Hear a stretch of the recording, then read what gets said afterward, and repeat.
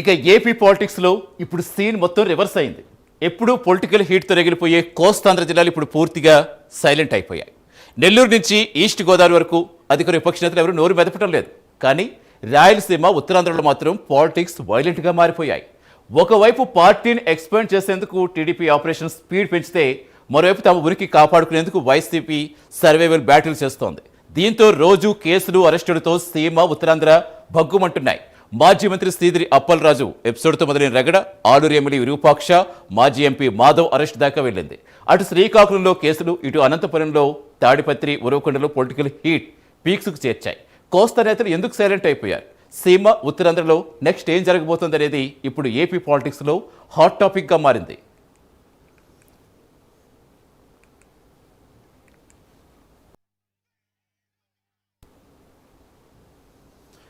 మొత్తానికి ఏపీ పాలిటిక్స్లో చాలా విచిత్ర పరిస్థితి కనిపిస్తున్నాయి. సీన్ మొత్తం రివర్స్ అయ్యిందా? అసలు ఎప్పుడు పొలిటికల్ హీట్తో కోస్తాంధ్ర ఎలా ఉంటాయి మనం చూస్తూనే వస్తాం. ఇప్పుడు ఎందుకు సైలెంట్గా మారిపోయాయి?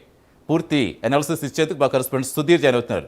సుధీర్, అసలు ఏం జరుగుతుంది అనుకోవచ్చు? ఎప్పుడు కూడా వైసీపీ ఎంత ఫైర్ మీద ఉంటుందో, ముఖ్యంగా కోస్తాంధ్ర జిల్లాలో ఎంత సీరియస్గా ఒకరిపై ఒకరు కౌంటర్ అటాక్స్ ఇచ్చుకుంటుంటారో చూస్తూ వస్తున్నాం. ఇప్పుడు కంటిన్యూగా వైసీపీ అరెస్టులు జరుగుతున్నాయి. బట్ ఇక్కడ చూస్తే మాత్రం వీళ్ళు సైలెంట్గా అసలు ఎక్కడో ఎవరు డోర్ మీద సిచ్యువేషన్ నెలకొంది. అసలు ఏం జరుగుతుంది అనుకోవాలి?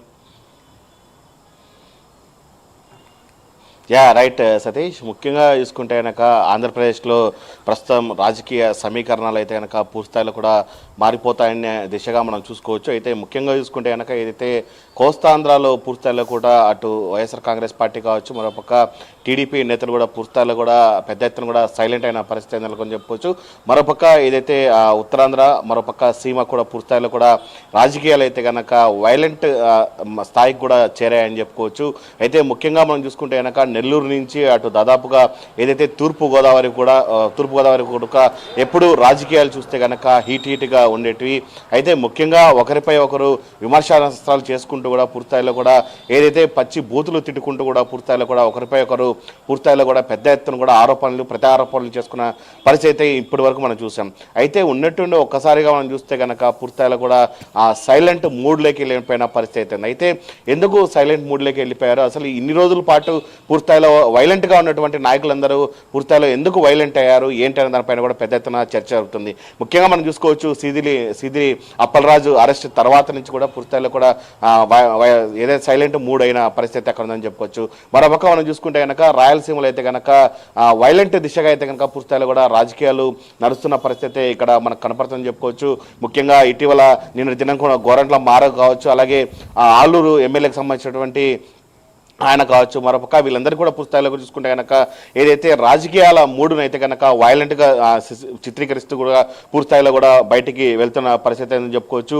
రాయలసీమ, ఉత్తరాంధ్రలో పూర్తిస్థాయిలో కూడా మరొక తెలుగుదేశం పార్టీ కూడా పార్టీని ఇంకా ప్రతిష్ట దిశగా చేసుకునేందుకు కూడా ఇప్పటికే పెద్ద ఎత్తున కూడా పావులు కదుపుతున్న పరిస్థితి ఉంది. ముఖ్యంగా రాయలసీమ జిల్లాలో చూస్తే కనుక అక్కడక్కడ దాదాపుగా పార్టీ కార్యకర్తలకు సంబంధించినటువంటి ఏదైతే ఒకరిపై ఒకరు విమర్శలు చేసుకునే నేపథ్యంలో కూడా దాన్ని ఏదైతే రానున్న స్థానిక సంస్థల ఎన్నికల నేపథ్యంలో కూడా పార్టీని స్టాండర్డ్గా చేసుకునే దిశగా అయితే కనుక టీడీపీ పడిందని చెప్పుకోవచ్చు. మరోపక్క మనం చూసుకుంటే కనుక ఏదైతే కర్నూలు జిల్లాకు సంబంధించినటువంటి ఆలూరు ఎమ్మెల్యే కూడా దాదాపుగా విరూపాక్ష, అలాగే మరోపక్క మాజీ ఏదైతే గోరంట్ల మాధవ్ కావచ్చు, ఎంపీ కావచ్చు, వీళ్ళందరూ కూడా పూర్తిస్థాయిలో కూడా నిన్నటి దినం చూసినటువంటి వైలెంట్కి సంబంధించినటువంటి వైలెంట్ మనం కూడా చూసిన పరిస్థితి అయితే ఉంది. వాళ్ళను అరెస్ట్ చేసిన పరిస్థితి మనం పెద్ద ఎత్తున కూడా చూడడం జరిగింది. అయితే ఏపీ రాజకీయాలు అయితే కనుక పూర్తిస్థాయిలో ఒక్కసారిగా అటు సైడు దాదాపుగా సైలెంట్ అయిన పరిస్థితి అని చెప్పుకోవచ్చు. ఏదైతే ముఖ్యంగా సీదిలి అప్పరాజు సంబంధించినటువంటి అరెస్టు ఏదైతే జరిగిందో ఆ అనంతరం నుంచి కూడా పూర్తిస్థాయిలో కూడా రాజకీయ సమీకరణాలు కూడా పెద్ద ఎత్తున కూడా అక్కడ మారిన పరిస్థితి ఉంది. అయితే